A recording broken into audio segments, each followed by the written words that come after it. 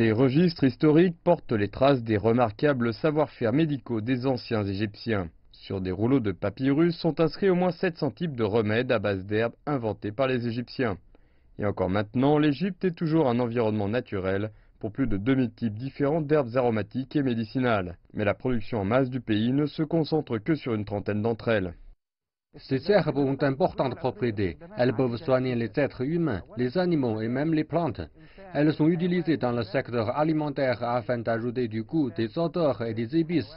Elles sont également utilisées pour purifier les eaux ou comme pesticides naturels, afin de se débarrasser des rongeurs et des serpents. Les herbes peuvent même servir à créer des parfums ou colorer la nourriture. Elles ont des usages infinis. Camomille, marjolaine, citronnelle, coriandre, cumin, menthe verte et beaucoup d'autres font partie de la longue liste des herbes populaires à travers le monde et qui poussent ici. L'Égypte cultive actuellement près de 86 000 acres d'herbes. 98% de cette production est exportée. L'Égypte est le plus grand producteur d'huile de jasmin, qui est très populaire. Nous produisons également beaucoup d'huile de cumin, et la camomille fait également partie de nos principaux produits au niveau mondial.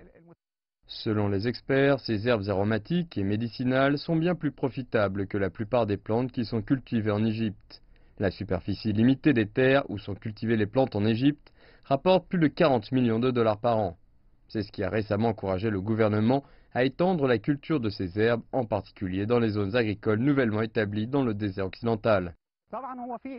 À PNCF, les autorités ont réservé des terres pour les plantes aromatiques et médicinales. Nous utilisons de nouvelles technologies pour les transformer. À présent, au lieu d'exporter des herbes telles quelles, nous les transformons afin d'ajouter de la valeur à nos produits sous forme d'huile, de pâte et des composants actifs. Le gouvernement vise à présent à introduire de nouvelles variétés de plantes dans son plan de production en masse.